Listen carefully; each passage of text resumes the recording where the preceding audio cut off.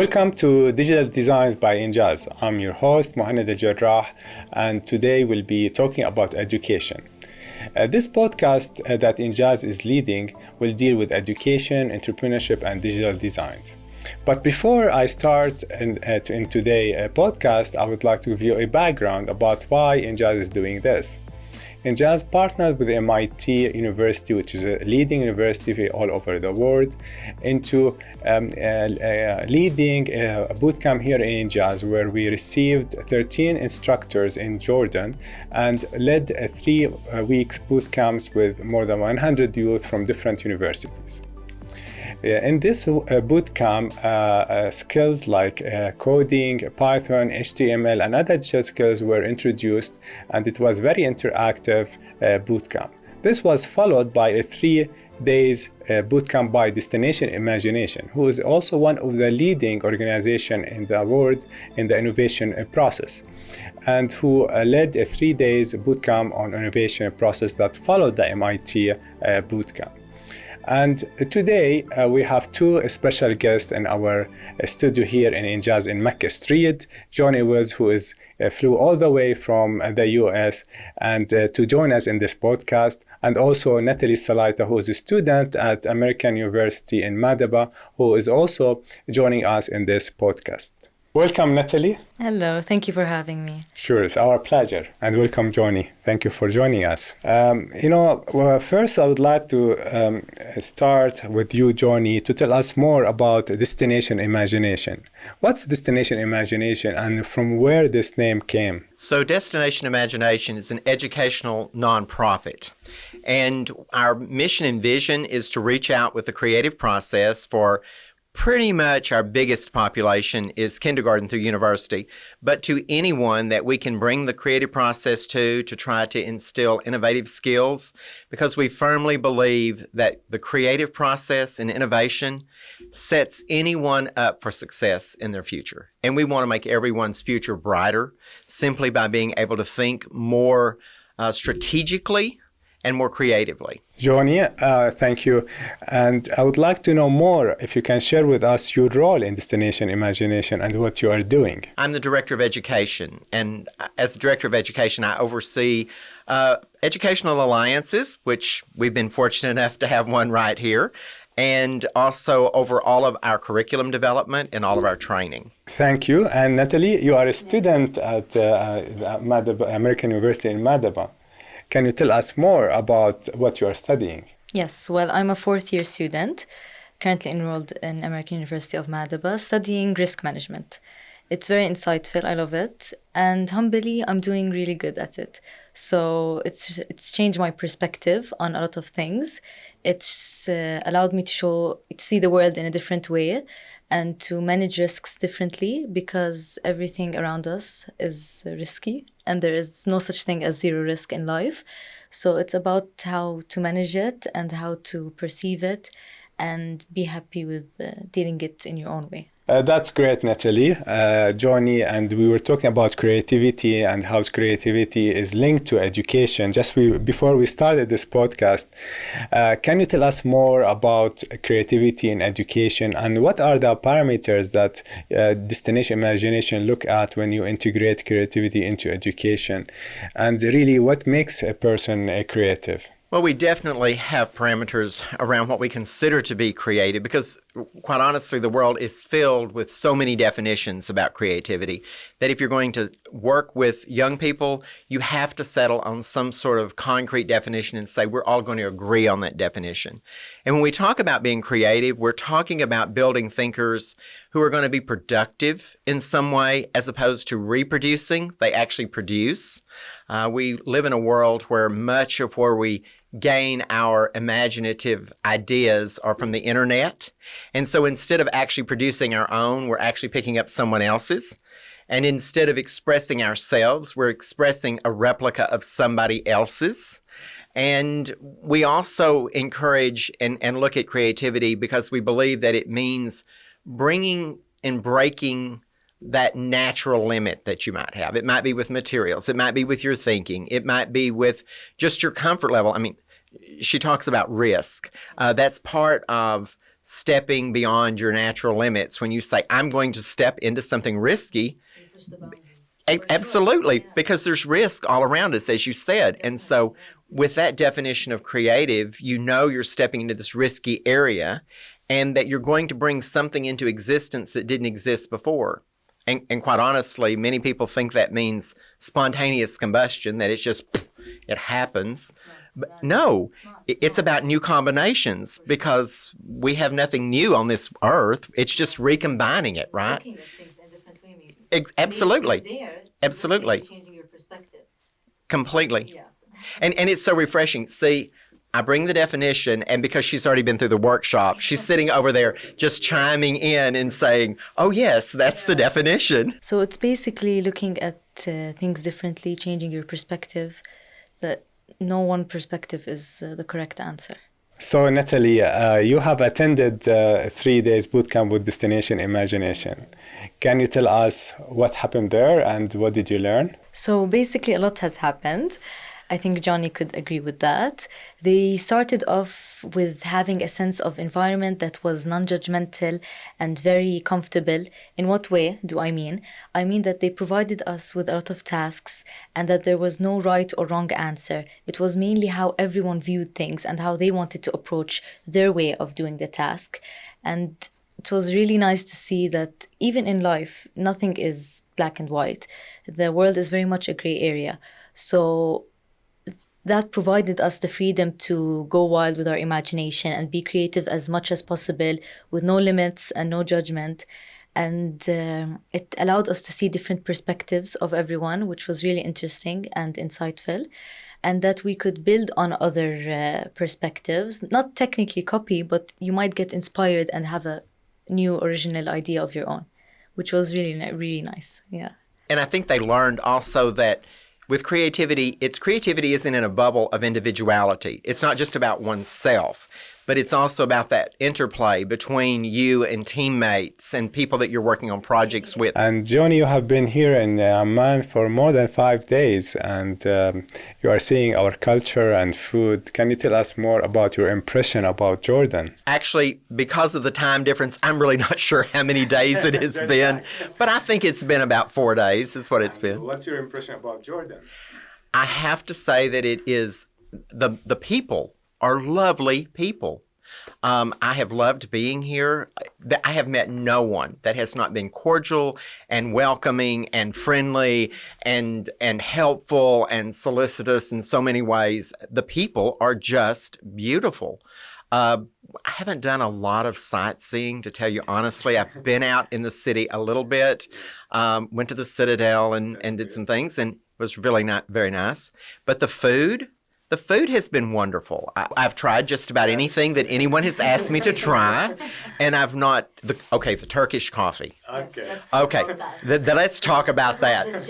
Yes, there it is, right there. I would come back just for the coffee. Really, we really like that. You liked our coffee, you know, and yeah, it's a proper gem for sure. Yeah, definitely, and you like our food, you know. That's great. And as Destination Imagination, how do you look at this into the future, and how do you see the machine learning and the artificial intelligence going toward the future? We'd like to know more about that. In Destination Imagination, we recognize technology, we recognize AI, we recognize all of those things. We also recognize the fact that none of those will actually magnify what can be done without the human mind.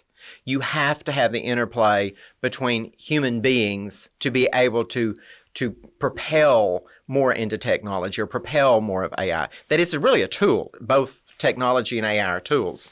And I think that we have this conception among a lot of our students that technology is something that is going to be replacing what I have to do. I don't have to do that. I don't have to write this paper. There's something that can write it for me. I don't have to do this particular task because I have technology that will do it for me. I don't have to go to school because I could go to an online school.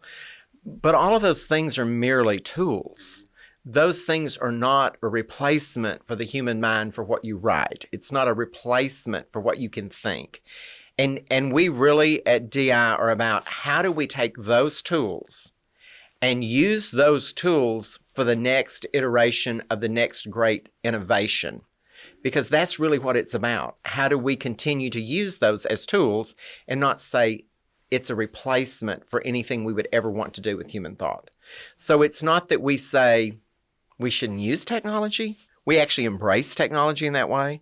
But we really do want everyone to understand that you need the human mind and you need that ability to be able to reshape things in a way that you get a new product on the other side, whether it's using the technological pieces of it or AI or whatever that might be. So, we do engineering challenges, we do technical challenges, we do all sorts of challenges, but we never want to replace what technology can do for the absolute brainstorming, iterations, and those sorts of things in any way. We want it to be a human product at the end. It's how you draw the balance between the human lens and the artificial intelligence. And Natalie, from your study, can you tell us more about your studies in that perspective and how you balance the human lens and the artificial intelligence? In my study, we look at risk as a general concept.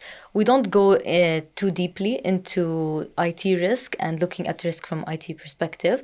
However, I did learn from other internships how they deal with IT risk, and it was insightful. However, in my study, we don't really focus on it. And Natalie, would you like to see AI in the curriculum of the university? Do you see it as becoming like an important thing to have inside the curricula of the university? I mean, definitely. I mean, in this modern age, everything is digital, so we can't just stop where we're at. We have to adapt with the world.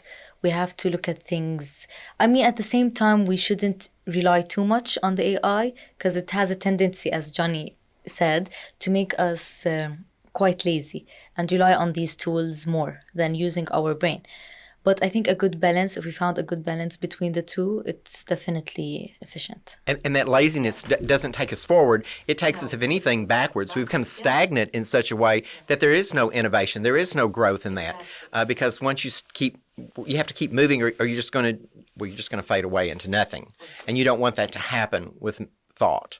You want it to go forward, which is a great point that you make, that learning about it more even grows the mind in that way. Whether you use it or not in some way, just learning about it, it shapes the way you're going to perceive other things even. Johnny, you have mentioned in our discussion that Destination Imagination Engineering Challenge.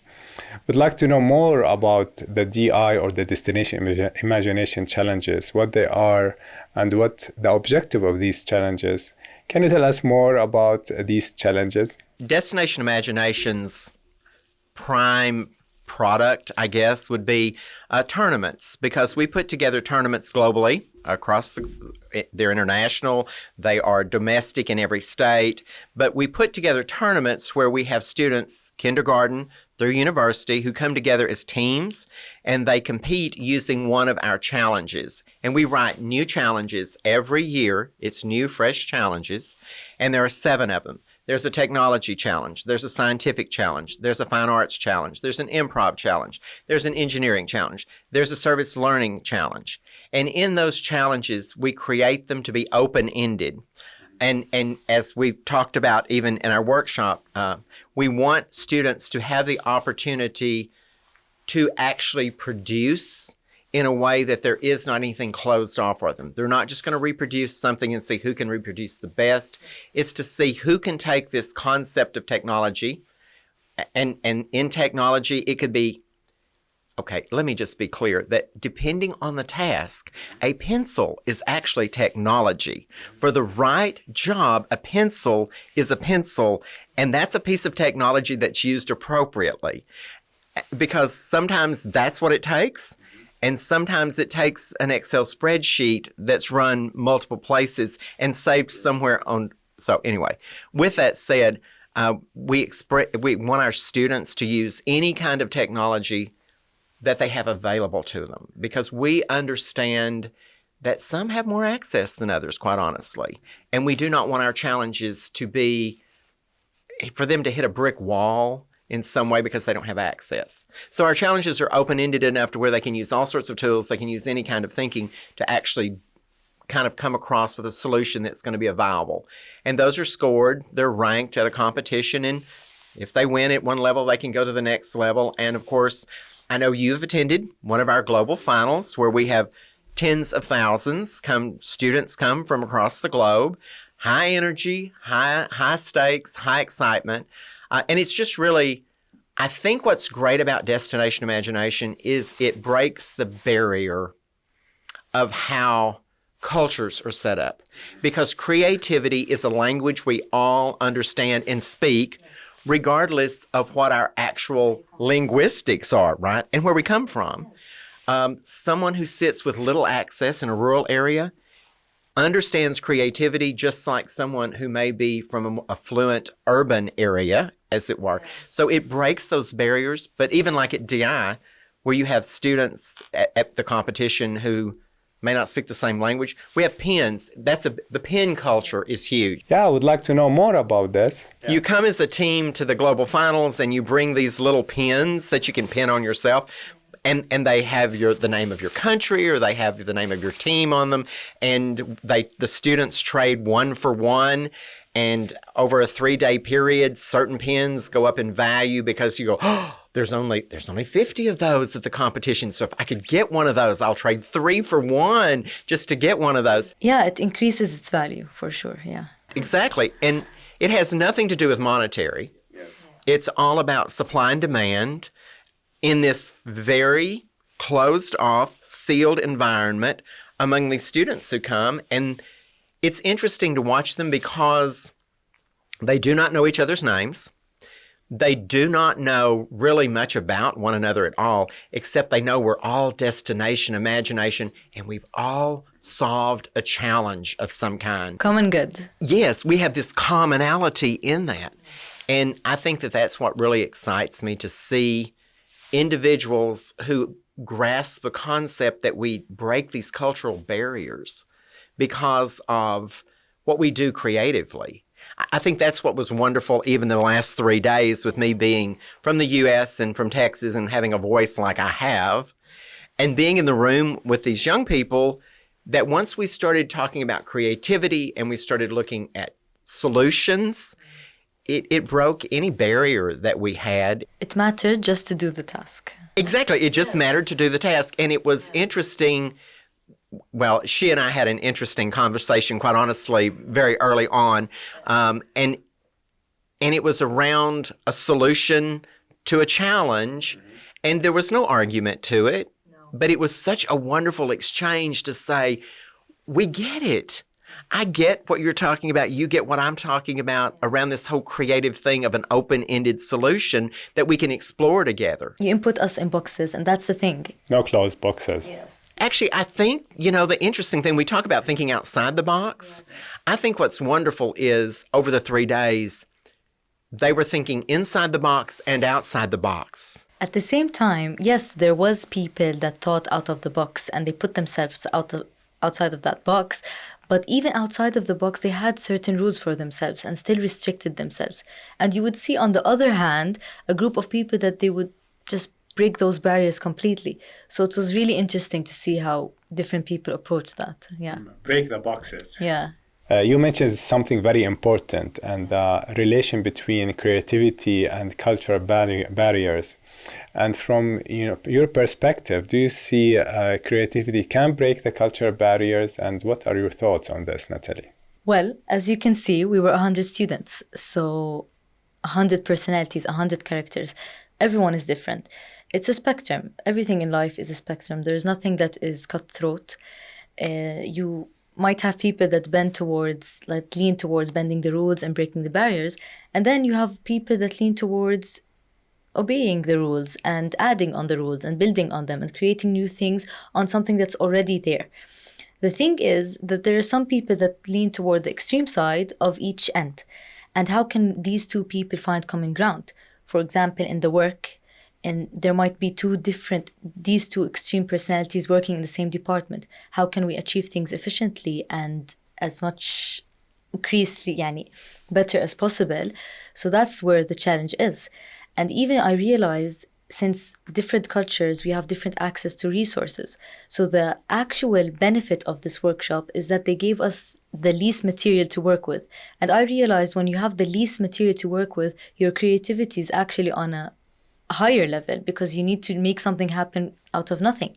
And that's even on a smaller scale. In life, not everyone has the same access to the same resources and don't have the same benefits or advantages in life. So it doesn't necessarily mean when you have everything, you get the most creative. It might actually be the quite opposite. From my experience in the workshop, it was actually the opposite.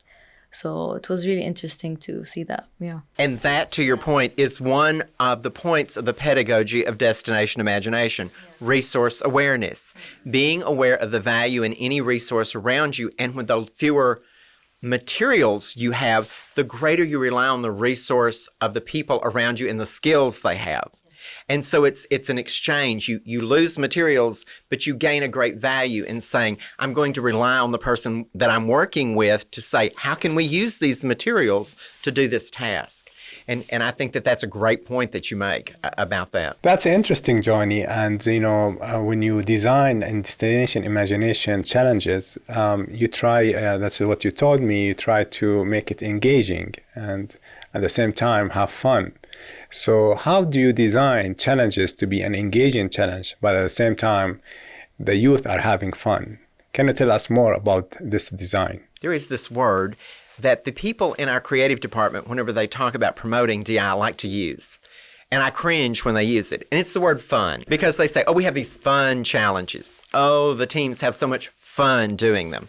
And I'm going, no. We don't use the word fun because we want to be, and to your point, you use the word that I prefer, and that's the word engaging. Students who are engaged appear to be having fun, because that's really what the human mind is designed to create and to think. And when you engage the human mind appropriately, it is fun. So when we start writing these challenges, to your point, it is not to write fun challenges. It is to write engaging challenges. And so we have 5 components that we try to build on. One is solution ownership. That means that the students working on it, they do everything. There is not an adult that steps in and tells them how to do the solution. They do not go out and buy the materials and say, these are the materials you're going to use. The students create the list. The students create the plan. They put together the project, what the product's going to be. So student ownership, absolutely. Secondly, it has to do with being able to find resource awareness. We create challenges where they have to explore all of the potential for resources. And when I say that, that's materials, that may be money, it is time. Do we as students have enough time in our lives to dedicate to get this particular project built? If not, maybe we should scale it back. We have more time, let's make it a little bit bigger. It's also looking at your liabilities and your assets on the team. We look at this team who wants to do this engineering challenge, and they're like, so how do we maximize any assets that we do have that lean toward engineering, since we don't have that? So I think that when we write these challenges, we want them to be able to explore. That is really important, that they have that exploration. And the challenges are written to where students have to ask clarifying questions. We spent, I don't know how many times we talked about that over the last 3 days, these clarifying questions, because your typical students ask questions like, do you like this? Is this okay? Does this work? Yeah, the validation is not necessary as long as you achieve it. So who am I to say? Exactly. And what I love is when the clarifying questions come to the point to where you have a student that says, well, okay, let's talk about what vertical and horizontal really mean. I can take something horizontal, and if I can put it on a plane and turn it upright, does it not become vertical? And that's a great point. Those are clarifying question points, and we write challenges around that.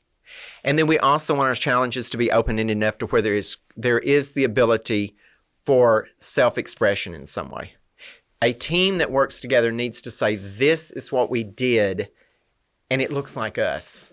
Nobody else is, if you knew our personalities, you could look at this and you'd say, I know who did that, And then the other thing is we want them to have an environment. All challenges are built to where there is a certain level of rapid ideation and prototyping.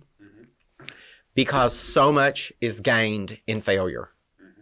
I had a student one time who asked me, I was managing a destination imagination team, and they were trying to get to competition. He said, are we going to ever solve this challenge? And I was quite honest, and I said, you won't. I said, you won't because you don't fail often enough and fast enough. I said, if you're going to make your timeline, you have to fail faster and more often because you'll never get there.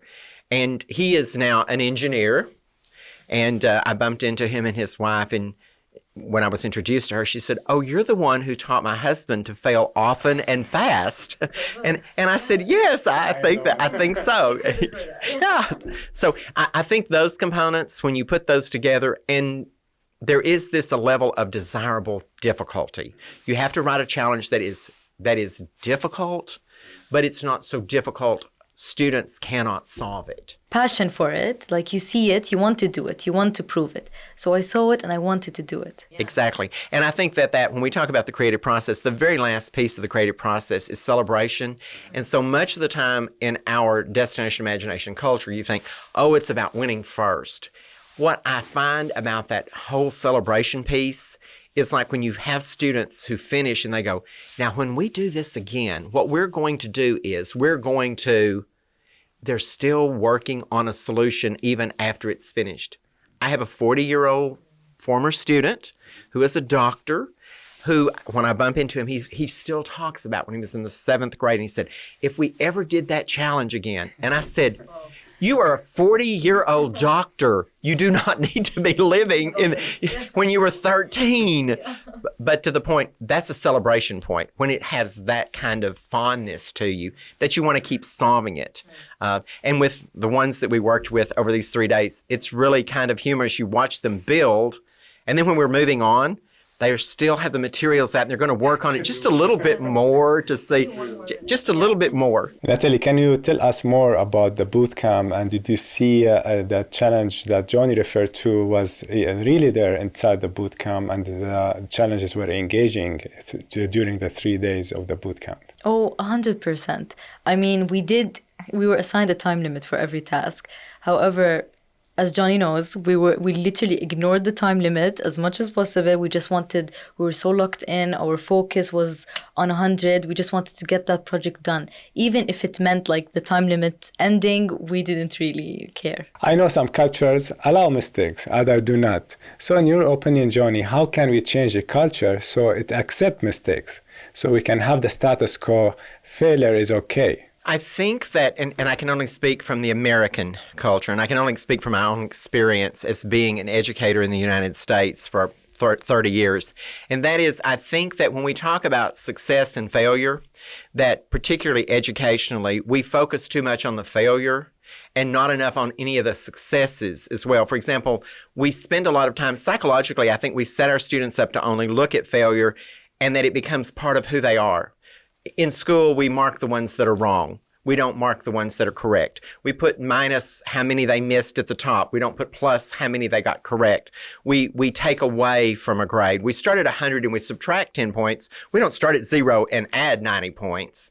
And students, even when you hand a paper out on a test, they don't say, how much are we going to get credit for everyone we get a right answer? They say, how much are you going to take off for the ones? So I think psychologically, we really set everyone up to think about how we're failing, and they want some sort of validation to say, am I doing it right? Am I doing it right? Am I doing it right? Rather than building a confidence to say, I'm going to step out here and just see how much I gain from what I do, as opposed to being afraid that somebody's going to take something away from you. And I think that would really help to shape in the education realm and how we do that. And even parents are very focused on, why did my student bring home an 85? You took, and I've even had parents say, well, you took 85 points away from my child. No. I taught your child 85% and they were 85% successful. There's a difference in the two there. And I think that psychology is all wrapped up in that success and failure thing that you're talking about educationally. And it even bleeds into what we do professionally, I think. We want the same feedback from our boss. We're afraid they're going to take away in some way, as opposed to give us credit. Natalie, from your perspective, in your education, did you learn from learning from mistake in your education? Was this, important? Did you see this happening in your education? We'd like to know more about this. Well, actually, I wanted to add on what Johnny said. I have a different take on this. I see that it can be quite a motivator, a large motivator for a lot of people. It's not so as looking at your negatives or what's missing. However, you should praise your achievements and what you gained and all of that. However, looking at what's missing, looking at the negative, so-called negative thing, there's always room to grow. You can always look at it at what can I do to make it better. So it's not necessarily putting someone down or looking at the negative. It can actually be quite one of the best motivators. And I think that is what's encouraging to students. If you could watch the growth and show the growth to a student. And I think the growth is important. You have to show growth. Yeah, you have to recognize for sure. Because it's the growth that is going to make them realize that there's a confidence thing to step out there.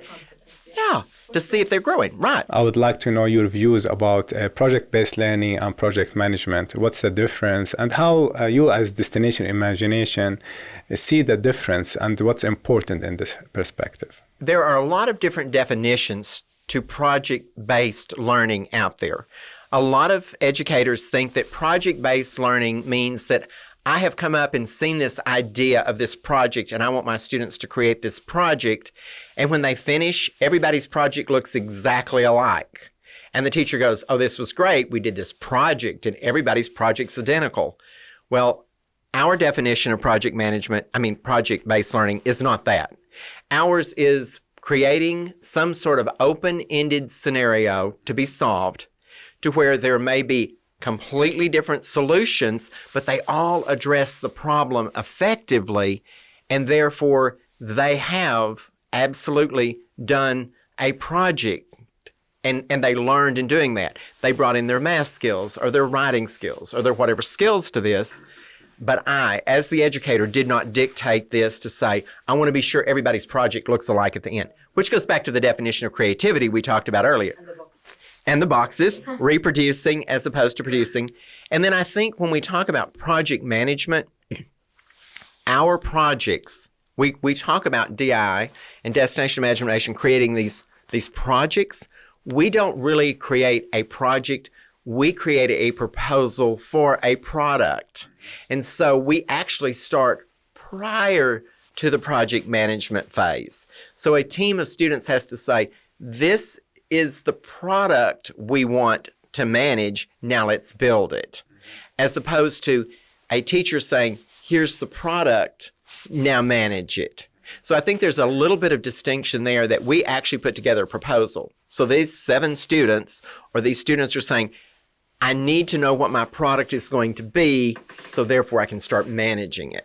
And so I think that's a little bit of difference between the project management thing. But I do think there is great need in the skill of project management for what we're talking about here in the kinds of projects that we want our students to do. So I think the two dovetail together nicely. Thank you, Johnny. During the break, you mentioned to me, the experience you had in the boot camp on the vertical and the horizontal. And a lot of things happened there. Can you tell us more about this, and what's the difference in your opinion? Yeah, I think Johnny can explain this better than me. So we had a project, a task for our students to do where they had 2 ping pong balls, and they were to build a tower as tall as possible that would hold the 2 ping pong balls as far apart vertically and horizontally. And we were going to give them points for how many centimeters apart they were horizontally and how many centimeters they were apart vertically. And Natalie had this really interesting tower that she had built. It was a U shape with a ping pong ball sitting on each leg at the top. And I looked at it and I said, oh, that's very nice. I said, so you're going to forfeit your vertical points. Yeah, as I said, he was ready to give me half a mark. See that minus at the top right there.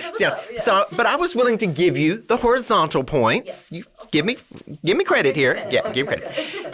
So, and I looked at it and I said, so, you will only get the horizontal points. And she looked at me and she said, well, it's really perspective. And she picked up the platform piece of paper she had and she turned it from horizontal to vertical. And she said, this is vertical. And she turned it back and she said, and this is horizontal. And I thought, what a great thing that she has thought to step beyond what even I was thinking about as the person who gave the project to her, to say, I want to redefine perspective for you.